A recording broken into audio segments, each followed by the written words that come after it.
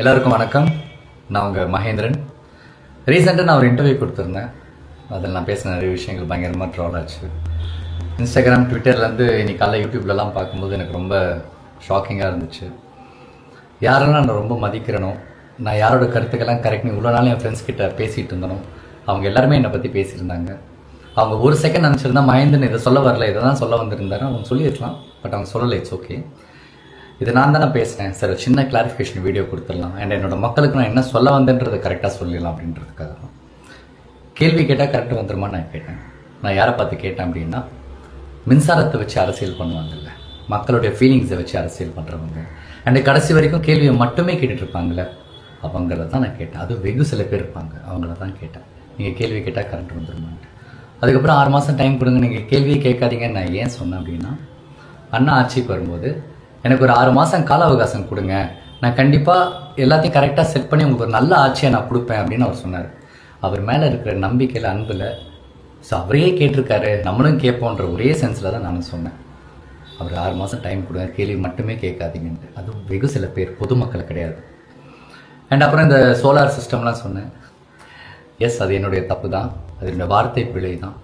நான் ஒன்றும் பயங்கரமான ஸ்டூடெண்ட்லாம் கிடையாது. நான் ரொம்ப கஷ்டப்பட்டு 10th முடிச்சுட்டு அப்புறம் 12th போய் 11th 12th ஐயோப்பா படிக்க முடியாமல் நடுவிலே ஓடி வந்துட்டேன். ஸோ ரொம்ப சாதாரண ஒரு ஆவரேஜ் ஸ்டூடெண்ட் தான். ஸோ அதனால் நான் தப்பாக சொன்னேன். அதை நான் வந்து சோலார் எனர்ஜின்னு சொல்லியிருக்கலாம், சோலார் பவர்னு சொல்லியிருக்கலாம், சோலார் பேனல்னு சொல்லியிருக்கலாம், இந்த மாதிரி நிறைய விஷயம் சொல்லியிருக்கலாம். அங்கே நான் சரியாக என்னால் சொல்ல முடியல. நான் என்ன சொல்ல வந்தேன்றதை இப்போ நான் சொல்கிறேன்.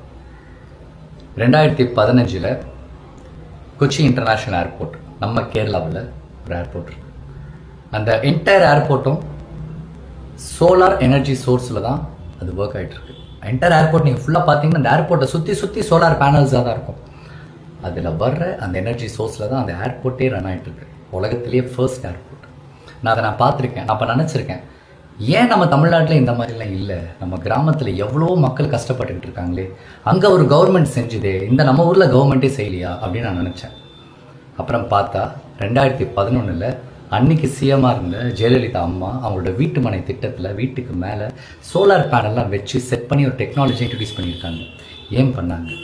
மக்கள் கரண்ட் இல்லாத நேரத்தில் கஷ்டப்படக்கூடாது, அவங்களுக்கு இந்த ஃப்ரீ சோர்ஸ், இந்த ஃப்ரீ எனர்ஜிலேருந்து எலக்ட்ரிசிட்டி வந்துட்டு ப்ரொடியூஸ் ஆகும், இதில் மக்கள் ஓரளவுக்கு பயனடைவாங்கன்ற ஒரு டெக்னாலஜி. அன்றைக்கி நம்ம அதை ஃபாலோ பண்ணி தான் இன்றைக்கி இந்த 2026 நம்ம டெக்னாலஜி நல்லாவே நம்ம அதை புரிஞ்சிருப்போம். அதெல்லாம் நம்ம மிஸ் பண்ணிட்டோம். இதெல்லாம் தான் நான் சொல்ல வந்தேன். அப்புறம் சொன்னேன், என் வீட்டிலேருந்து கரண்ட் எடுத்துக்கணும். நான் எப்படி என் வீட்டிலேருந்து கரண்ட் எடுத்துப்பாங்க? என் வீட்லேயும் கரண்ட் எடுத்தாலும் எடுத்துக்கோங்க, நான் இப்படியே இருக்கேன், கஷ்டப்படுறேன், இந்த மக்களாக கஷ்டப்படுறேன்னு தான் நான் சொல்ல வந்தேன். இந்த மாதிரி நிறைய விஷயங்கள் பயங்கரமாக தப்பாக கன்வே ஆகிடுச்சு. அதுக்கப்புறம் சொன்னாங்க, மகேந்திரனுக்கு பயங்கர திமிரு, அவன் வந்து சின்ன வயசுலேருந்தே பயங்கர திமிரு, ஒரு டேரக்டர் மணி கால் மேலே கால் போட்டு இன்னும் சீன் இப்பெல்லாம் கேட்டான். அப்படிப்பட்ட ஒரு சம்பவம் நடக்கவே இல்லை. என்னை பற்றி பேசின அண்ணாவுக்கு நான் ஃபோன் பண்ணி கேட்டேன், என்னன்னா என் பேரெல்லாம் சொல்லிடுங்க, எப்போ நான் நடந்துச்சு அப்படின்ட்டு. அப்போ சொன்னால், இல்லை மகேந்திரா, உன்னை எனக்கு சின்ன வயசுலேருந்தே தெரியும், நான் சும்மா இதை விளையாட்டுத்தனமாக பேசி சும்மா ஒரு ஃபன்னுக்கு அப்படி பேசிட்டேன் அப்படின்னு. சரி, நான் பரவாயில்ல, நான் விட்டுட்டு 2 வருஷம் ஆச்சு.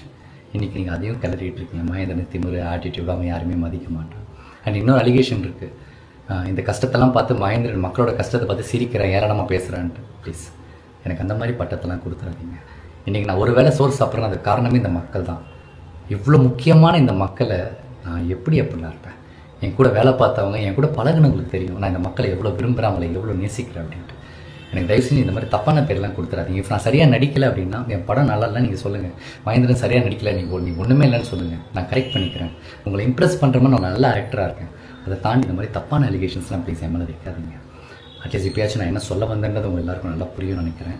அண்ட் இந்த மாதிரி விஷயங்கள் தப்பாக போய் நிறைய பொதுமக்கள் மனசை ஹர்ட் பண்ணியிருந்தால் நான் என் மனசுலேருந்து இந்த வருத்தத்தை தெரிவிச்சுக்கிறேன். நான் என்னோட சாரியை கூட நான் கேட்டுக்கிறேன், மன்னிப்பு கூட நான் கேட்டுக்கிறேன். என் மக்கள்கிட்ட கேட்கல எனக்கு என்ன பிரச்சனை, எனக்கு இது பிரச்சனையே கிடையாது.